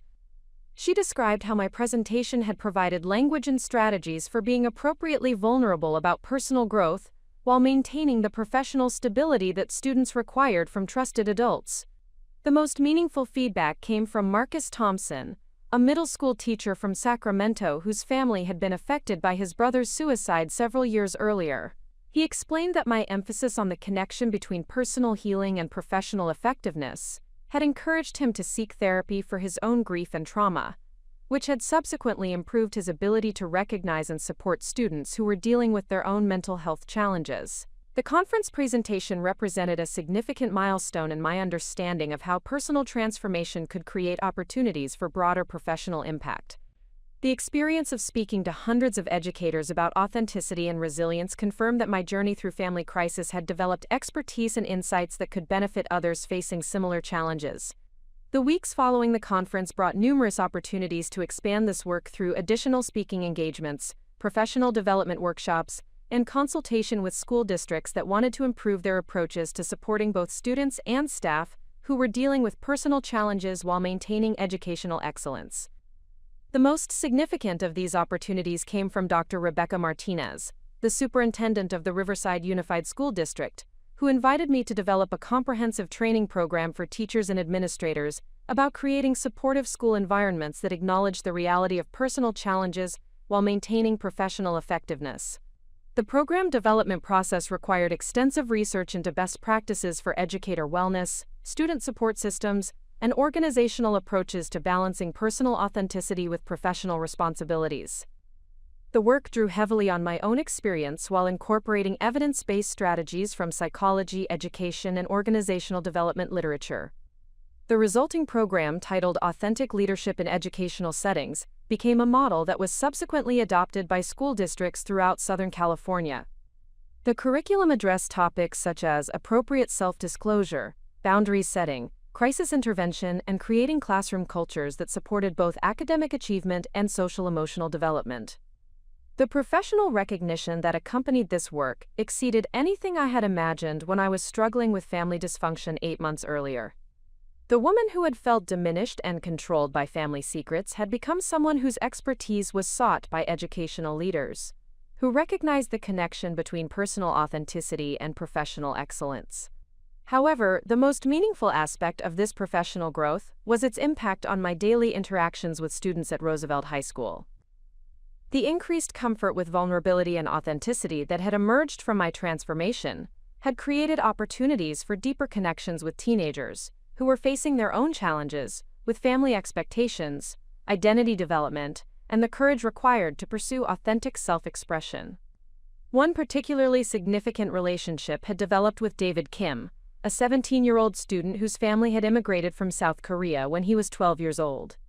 David was struggling with intense pressure from his parents to pursue pre-medical studies, while his genuine interests and talents lay in creative writing and journalism. The conflict between family expectations and personal aspirations had created anxiety and depression that were affecting his academic performance and social relationships. My willingness to share appropriate details about my own experience with family dysfunction and the process of establishing healthy boundaries had provided David with a framework for understanding his situation and considering alternatives that honored both his heritage and his individual goals. The conversations we had during lunch periods and after-school sessions had helped him develop strategies for communicating with his parents about his interests, while demonstrating respect for their sacrifices and cultural values. David's progress over several months illustrated the impact that authentic adult relationships could have on adolescent development. His increasing confidence in expressing his own perspectives while maintaining family relationships had translated into improved academic performance, increased social engagement, and a clearer sense of his own identity and goals. The relationship with David and similar connections with other students reinforced my understanding that the personal growth work I had undertaken following Victoria's attack had not only healed my own psychological wounds, but had also enhanced my capacity to provide meaningful support to young people who were facing their own developmental challenges. The most profound realization during this period was that my experience with family betrayal and subsequent healing had developed empathy and insight that could not have been acquired through professional training alone. The authenticity that had emerged from confronting painful truths about family dynamics had created trust and credibility with students that enhanced every aspect of my educational practice. This understanding led to the development of a peer mentoring program at Roosevelt High School, where students who had successfully navigated family challenges provided support and guidance to classmates who were facing similar difficulties. The program created a supportive community that reduced isolation and provided practical strategies for managing family expectations while pursuing personal goals. The success of the peer mentoring program attracted attention from other schools and youth organizations throughout the region. The model we had developed demonstrated that personal authenticity and vulnerability, when appropriately shared and professionally supported, could create powerful healing and growth opportunities for both individuals and communities. The professional growth that had emerged from my personal transformation represented a complete reversal of Victoria's intended outcome when she attacked me at the baby shower. Her attempt to destroy my reputation through public humiliation had instead catalyzed changes that enhanced my professional effectiveness and created opportunities for broader positive impact.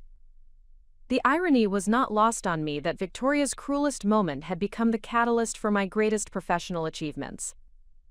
The woman who had tried to shame me for my fertility challenges and family choices had inadvertently provided the crisis that forced me to develop the courage, authenticity, and resilience that had become the foundation of my enhanced effectiveness as an educator and mentor. As I reflected on this transformation while feeding Gabriel during quiet morning hours, I understood that the greatest gift I could give my son was the example of someone who had learned to transform adversity into strength, betrayal into wisdom, and personal healing into service to others.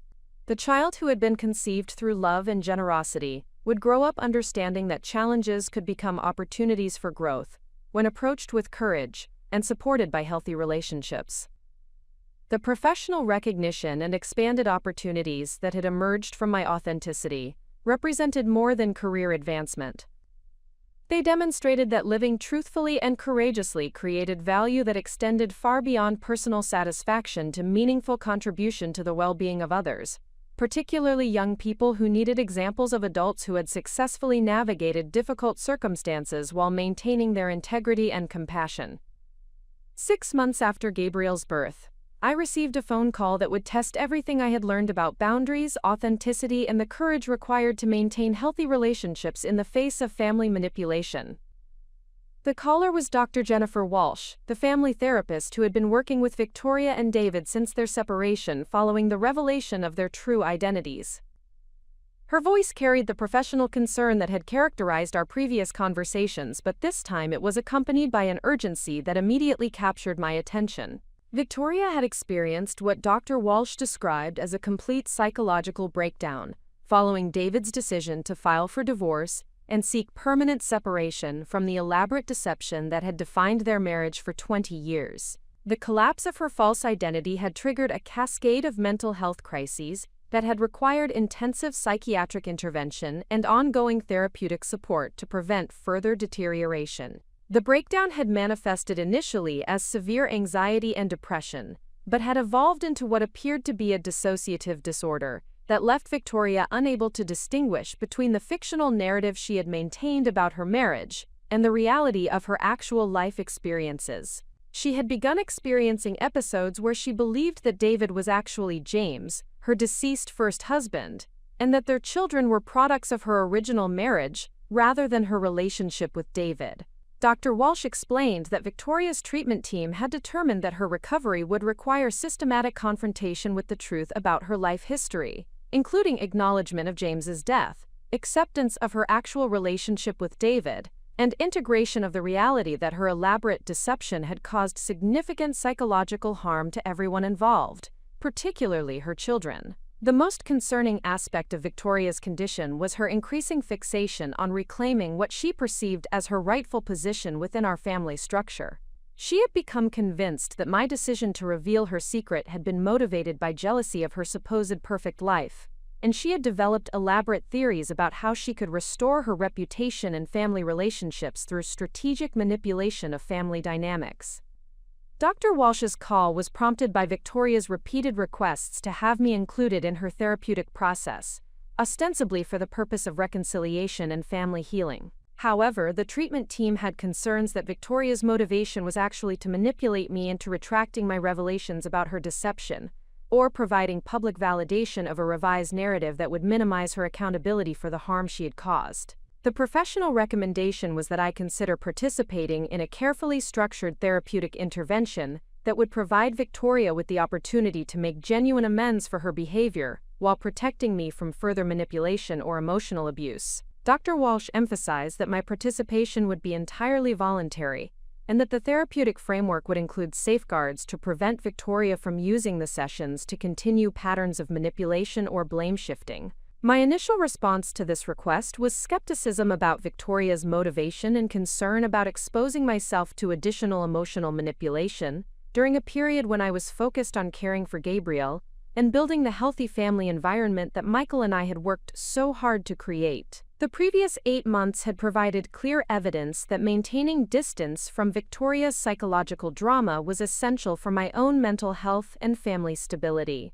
However, Dr. Walsh's explanation of Victoria's deteriorating condition raised questions about my ethical obligations as a family member and the potential long-term consequences of her untreated mental illness for her children, who were already struggling with the psychological impact of their parents' divorce and their father's identity crisis.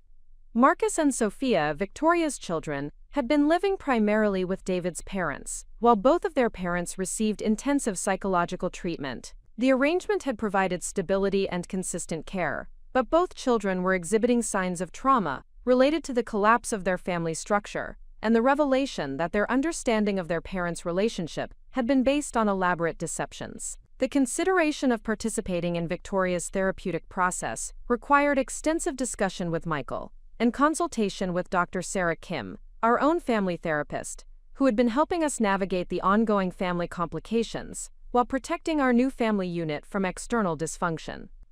Both provided valuable perspective on the potential risks and benefits of engaging with Victoria's treatment team. Michael's primary concern was protecting our family from additional manipulation, while acknowledging that Victoria's children deserved consideration in any decision about therapeutic intervention.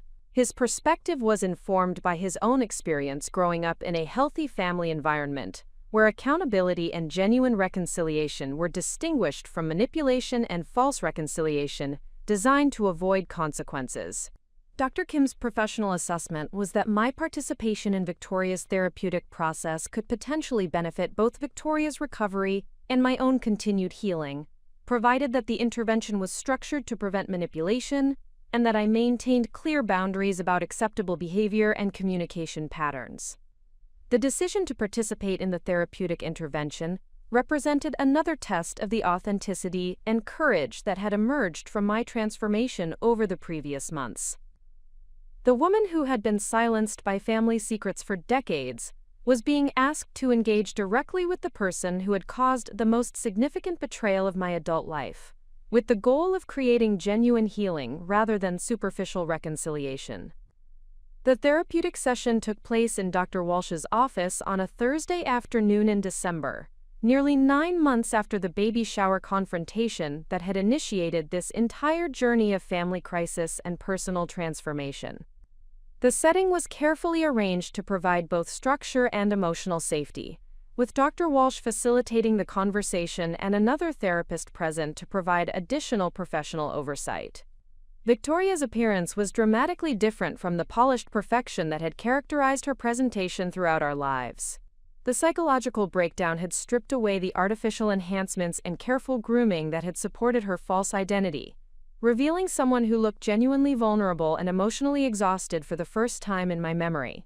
The session began with Dr. Walsh establishing ground rules for communication that would prevent the kind of defensive reactions and personal attacks that had characterized our family's historical approach to conflict.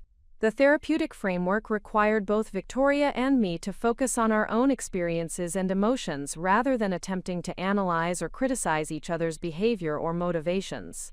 Victoria's initial contribution to the session was a more complete acknowledgement of her behavior at the baby shower and its impact on our family relationships than she had previously provided.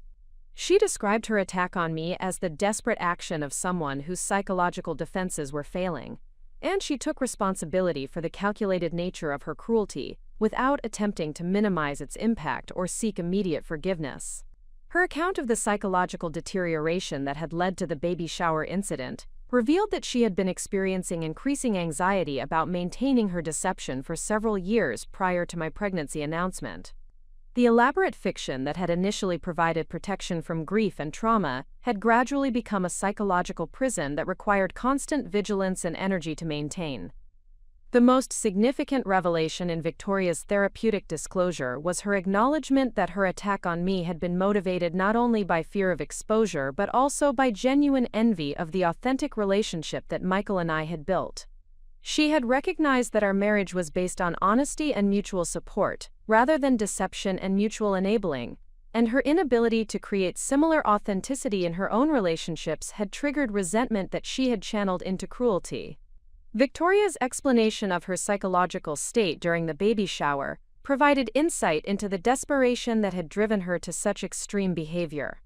She had been convinced that maintaining her deception was essential for her psychological survival, and she had been willing to sacrifice my well-being to protect the fictional narrative that had become her primary defense against trauma and grief. The therapeutic process required me to articulate the impact that Victoria's attack had on my own psychological well-being and family relationships, while also acknowledging the ways that maintaining her secret for 20 years had affected my own authenticity and self-esteem. The conversation provided an opportunity to express the full scope of harm that had resulted from both her original deception and her subsequent attack on my character. However, the most transformative aspect of the therapeutic session was my recognition that Victoria's psychological breakdown and my own transformation had followed parallel but opposite trajectories. While her elaborate defenses had collapsed under the weight of their own contradictions, my willingness to confront difficult truths had created strength and authenticity that enhanced every aspect of my life. The session concluded with Victoria's request for forgiveness and her expression of hope that we might eventually rebuild our relationship based on honesty rather than deception. Her words carried genuine remorse and acknowledgement of responsibility, but they also revealed continued difficulty with accepting that forgiveness was not something that could be requested or negotiated, but rather something that might emerge naturally from sustained behavioral change and genuine accountability. My response to Victoria's request was informed by the therapeutic work I had done over the previous months and my understanding that forgiveness was a process rather than a decision that could be made in a single moment. I acknowledged her apology while making clear that rebuilding our relationship would require sustained evidence of genuine change, rather than expressions of remorse or promises of future improvement. The most important outcome of the therapeutic session was the establishment of a framework for future communication that would protect both of us from further manipulation while allowing for the possibility of authentic relationship development if Victoria's recovery process produced sustained behavioral change and genuine accountability. The therapeutic intervention also provided closure on questions that had been troubling me about my own role in enabling Victoria's deception and the impact that my 20-year silence had on family dynamics. Dr. Walsh's professional perspective helped me understand that my decision to keep Victoria's secret had been understandable given my age and family circumstances at the time, but that my subsequent transformation into someone who prioritized truth over comfort represented healthy growth rather than betrayal of family loyalty. The weeks following the therapeutic session brought evidence that Victoria's recovery process was producing genuine insights and behavioral changes, rather than simply new strategies for manipulation and control. Her communication with other family members became more honest and less focused on managing their perceptions of her situation, and her interactions with her children began to acknowledge the reality of their family circumstances rather than attempting to maintain fictional narratives. The most significant indicator of Victoria's genuine progress was her decision to seek employment outside the home for the first time since her marriage to David, recognizing that her psychological health would benefit from establishing identity and self-worth that were independent of her relationships and family roles. The decision represented a fundamental shift from dependence on others for validation to commitment to developing authentic self-knowledge and personal strength. However, the process of rebuilding trust and authentic relationship would require sustained effort over time rather than dramatic gestures or therapeutic breakthroughs. The patterns of deception and manipulation that had characterized Victoria's approach to relationships for decades would need to be replaced gradually with consistent demonstration of honesty, accountability, and genuine concern for others' well-being. The therapeutic intervention had provided a foundation for potential reconciliation while establishing boundaries that would protect my own family from further manipulation or emotional abuse. The woman who had been silenced by family secrets had become someone who could engage with dysfunction from a position of strength, while maintaining commitment to authenticity and healthy relationship patterns. 9 months after Gabriel's birth, the annual Rodriguez family Christmas gathering presented the first opportunity to test whether the therapeutic work and individual healing that had occupied the previous year could translate into functional family dynamics during traditional celebrations. The event would take place at my parents' home, the same location where Victoria had attacked me at the baby shower, creating symbolic significance that none of us could ignore. The preparation for this gathering required extensive coordination between multiple family members who had been affected by the revelations and subsequent therapeutic interventions that had dominated our relationships throughout the year. My parents had spent months processing the discovery that their supposedly perfect daughter had been living an elaborate deception while their other daughter had been silenced by the burden of keeping destructive secrets. Carmen's approach to the upcoming gathering reflected her ongoing struggle with accepting the reality of family dysfunction, rather than maintaining the appearance of harmony that had characterized her approach to relationships throughout her adult life. Her planning conversations focused heavily on ensuring that nothing would disrupt the Christmas celebration, revealing her continued preference for avoiding difficult topics rather than addressing underlying relationship problems. Roberto's preparation was more thoughtful and demonstrated greater acceptance of the changes that had occurred within our family structure. His conversations with me about the gathering acknowledged that rebuilding trust and authentic relationships would require time and sustained effort rather than single events or forced interactions designed to restore previous dynamics. The most complex preparation involved Victoria herself, who had made significant progress in her therapeutic work but remained fragile in her psychological recovery from the collapse of her false identity and the end of her marriage to David. Her participation in the Christmas gathering would represent her first extended interaction with family members since the therapeutic intervention that had established boundaries for future communication. Victoria's children, Marcus and Sophia, would be attending the gathering while continuing to live primarily with David's parents during their parents' ongoing divorce proceedings and individual therapy processes. Both children had been receiving their own therapeutic support to address the trauma of discovering that their understanding of their family history had been based on elaborate deceptions maintained by their parents. The decision to include Gabriel in this gathering required careful consideration of the potential emotional intensity and my responsibility to protect my infant son from exposure to family dysfunction that could affect the secure attachment relationships that Michael and I had worked to establish during his first months of life.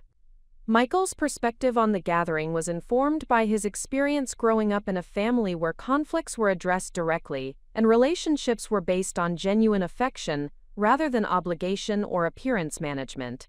His support for my participation was coupled with clear agreements about leaving immediately if the gathering became emotionally unsafe or manipulative. Up next, you've got 2 more standout stories right on your screen. If this one hit the mark, you won't want to pass these up. Just click and check them out. And don't forget to subscribe and turn on the notification bell so you don't miss any upload from us.